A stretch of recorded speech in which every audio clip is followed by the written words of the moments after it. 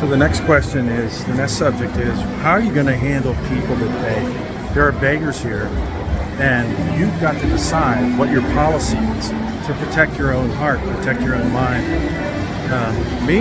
I have a policy that I don't hand out money typically to people I don't know, because I don't know if they have their own house. They could be better off than me.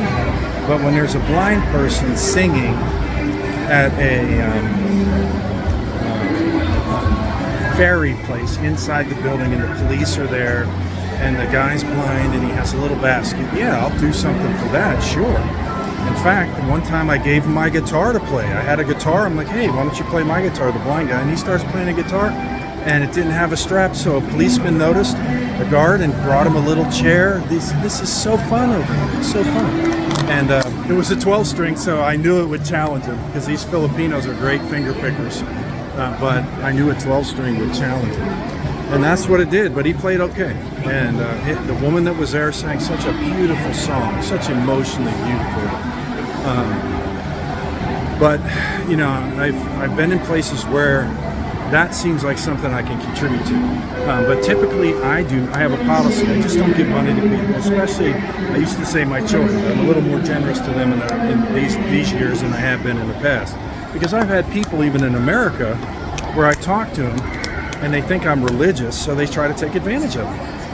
One guy had a Messiah sweatshirt on in a Wawa convenience gas station in Lancaster, PA, and he was a young guy, kind of semi-white, semi-black, and he looked nice. He looked like a handsome young guy, and I said, "Oh, Messiah, you believe that Jesus is the Christ?" He's like, "Yeah." He followed me into the bathroom, and I'm going to the toilet, and he's right behind me asking for money. And he wasn't a scruffy dude. And I said, "Look, I don't even give money to my kids," which I do, but at that point I was a little more stingy. And maybe I didn't have money, okay, at that point. But I was trying to tell him as I turned around as I'm going, I said, "Look, man, I don't even give money to my kids." And I do, so don't misjudge me.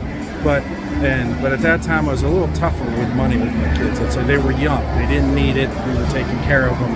They were still in the house, they weren't independent. When they became independent, I started to help them when I had extra. So that was a season where the kids were little. So we just don't give money to, I just don't give money to little kids, you know, maybe a little allowance if they do work, but they gotta do work. Not all of them like to work. They don't even make their beds sometimes.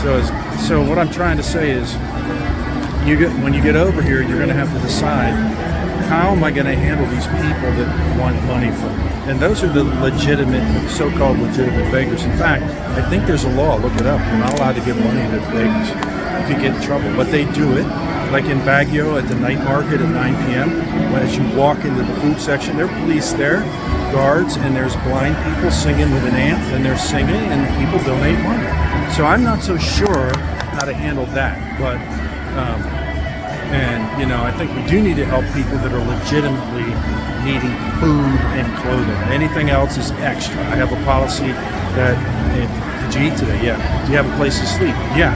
Do you have clothes? Yeah. Okay, you don't need my help. That's beyond what I believe is necessary, right? Some people caught on to me here, so they're tricky.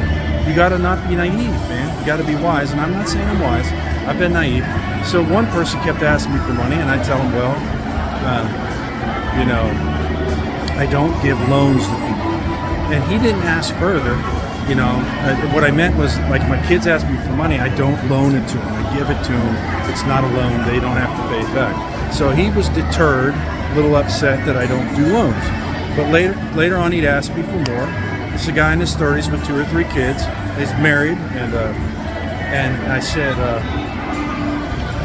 he asked me again, and I said, "Did you eat?" He goes, "No." But he sent me a picture that day. He's chubby, fat, playing basketball with his shirt on.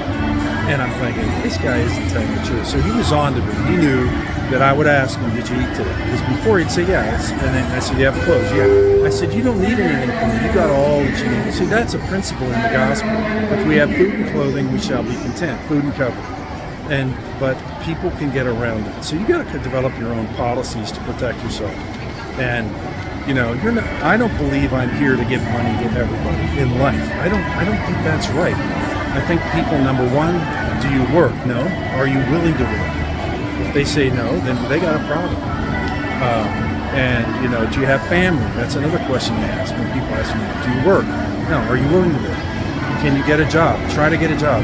Do you have family? Ask them for money. And I've had people tell me, well, they got tired of me asking. They won't help me anymore, my parents. And I said, well, do you have any church? Ask the church. And they say, no. And I say, well, step 4 is repeat steps 1 through 3. Get a job, or be willing to work. Ask your family for help. Ask your church. What I'm trying to say is you don't need to ask me. I'm a total stranger. And so what is your policy about giving in the Philippines?